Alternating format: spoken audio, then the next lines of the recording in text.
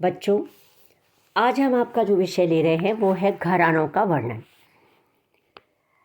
संगीत में घराने जो है वो अपना बहुत महत्वपूर्ण स्थान रखते हैं।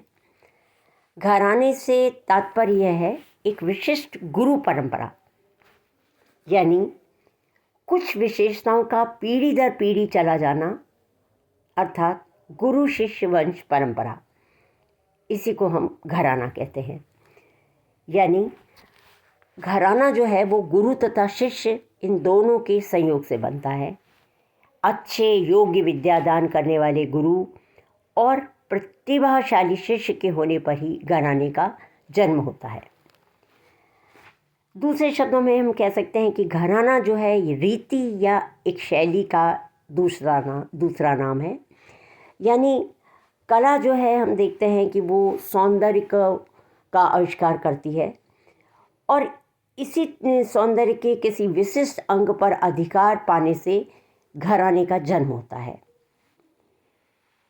और यह शैली या रीति जिस कलाकार के द्वारा प्रवर्तित होती है वही उसका संस्थापक माना जाता है और उसी व्यक्ति के नाम से अथवा उसके निवास स्थान से उस घराने का नामकरण होता है।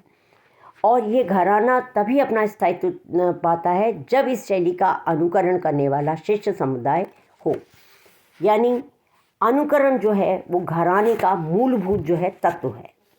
इस प्रकार घराना जो है एक विशिष्ट गायन शैली, वादन शैली या नृत्य शैली का सूचक होता है। हम देखते हैं कि भारतीय संगीत में प्राचीन कुछ इस तरह के प्रमुख गायक हुए, प्रसिद्ध गायक रहे, जिन्होंने अपनी प्रतिभा से एक विशेष प्रकार की गायन शैली को जन्म दिया और उसको उन्होंने अपने पुत्रों तथा अपने शिष्यों को सिखाकर प्रचलित किया। और उनकी शैली का अनुकरण जो है वो पीढ़ी दर पीढ़ी जो उनके शिष्यगण और कुटुंबी लोग उसके करते चले आ रहे हैं। तो उस गायन शैलियों को ही घराने का नाम दिया गया। अब प्राय हम देखते हैं कि घरानों के राग और स्वर तो प्राय मतलब एक ही होते हैं, क्योंकि हर घराने में जो राग है वो राग तो वो ही प्रयोग होते हैं, लेकिन उनके गाने का तरीका, उनके स्वरों को प्रयुक्त करने का तरीका जो है अलग अलग हो जाता है। इस तरह से वो ये समझ में आता है कि ये अमुक घराना है, क्योंकि वो उस घराने की अपनी निजी विशेषता होती है। और इसलिए हम ये कहते हैं कि प्रत्येक घराने की शैली जो है वो भिन्न भिन्न होती है और इन शैली के निर्माण में कई बातों का ध्यान रखा जाता है, जैसे आवाज़ लगाने का ढंग, तान एवं बोल तानों का प्रयोग, तो गीत की बंदिश, रागों का चयन, राग विस्तार और आलाप, तान और लयकारी। इस तरह से इन सब चीज़ों की ये विशेषताएं जो होती हैं ये हर घराने को दूसरे घराने से पृथक करती हैं। गायन के मुख्यतः जो है घराने, उनमें ग्वालियर घराना है, जयपुर घराना, दिल्ली घराना, किराना घराना, आगरा घराना और पटियाला घराना विशेष माने जाते हैं। तो अभी हम इसमें आपके जो सबसे पहले चर्चा कर रहे हैं वो है ग्वालियर घराना। ग्वालियर घराना जो है ये ख्याल गायकी का सबसे प्रसिद्ध घराना है और जिसके जो मूल पुरुष माने जाते हैं वो लखनऊ के गुलाम रसूल जो हैं, उनको उस परंपरा का मूल पुरुष माना जाता है।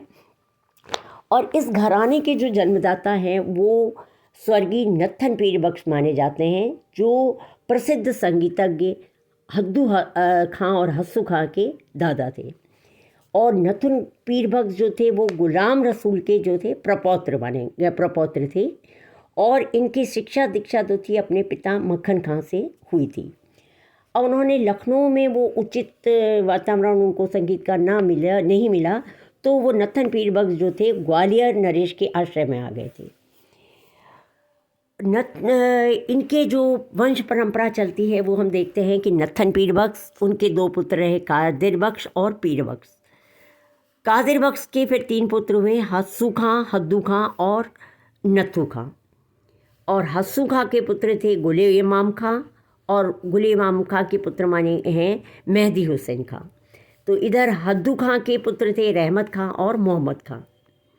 और नत्थू खां के अपनी संतान नहीं थी कोई, तो उन्होंने निसार हुसैन खां को अपना दत्तक पुत्र माना था।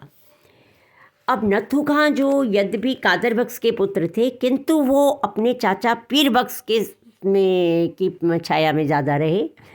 और हस्सू खां, हद्दू खां, नत्थू खां, इस तरह ये जो तीनों भाई हैं ये प्रसिद्ध ख्याल गायक तथा ग्वालियर नरेश के वहाँ पर ये दरबारी गायक ये लोग रहे।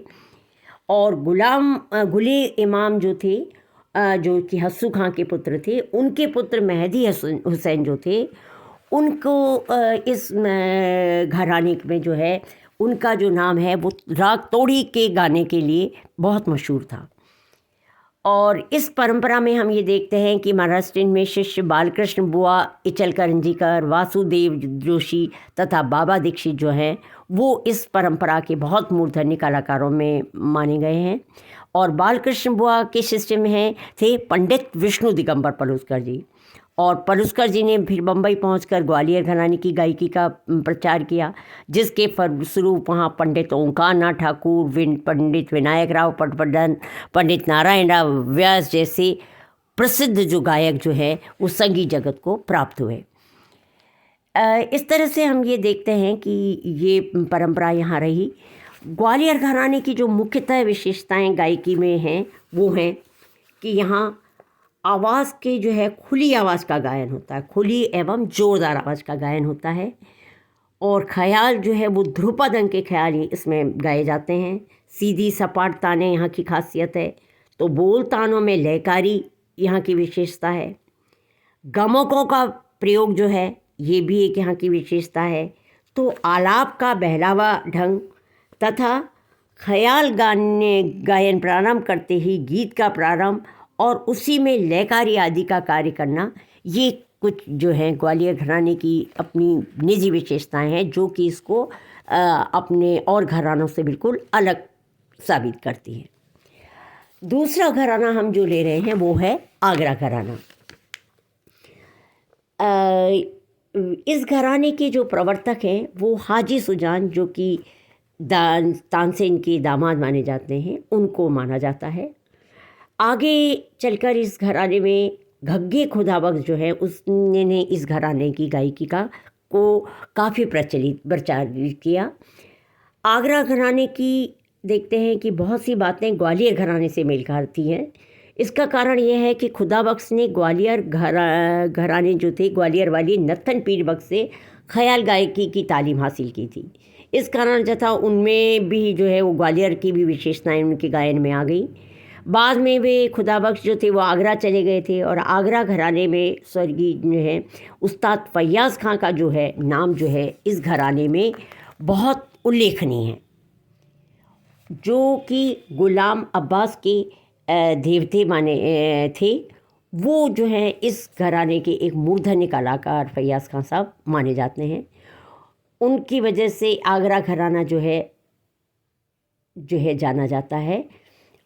अन्य इसके अलावा जो इस घराने के कई जो कलाकार हैं प्रसिद्ध, उसमें जगन्नाथ बुआ पुरोहित, डॉक्टर रातन जयंकर आदि रहे। और वर्तमान युग में विलायत हुसैन खां जो है वो आगरा घराने के प्रतिनिधि गायक माने गए हैं। आगरा घराना जो है इसकी विशेषताएं हैं कि यहाँ नोम तोम में आलाप किया जाता है। दूसरा, बंदिशदार चीज़ों का गायन होता है।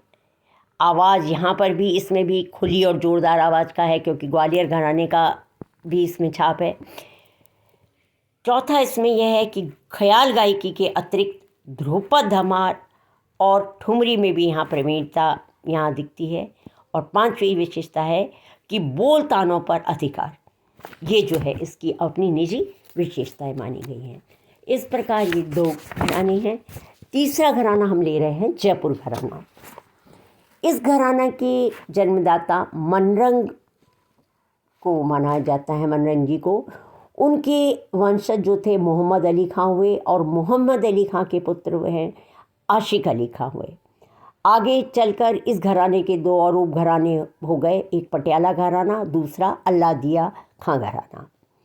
तो जयपुर घराने की विशेषताओं के साथ साथ इन उप घरानाओं की कुछ और विशेषताएं पैदा करके ये घराना जो है इसने अपनी गायन शैलियों को आकर्षक बनाया।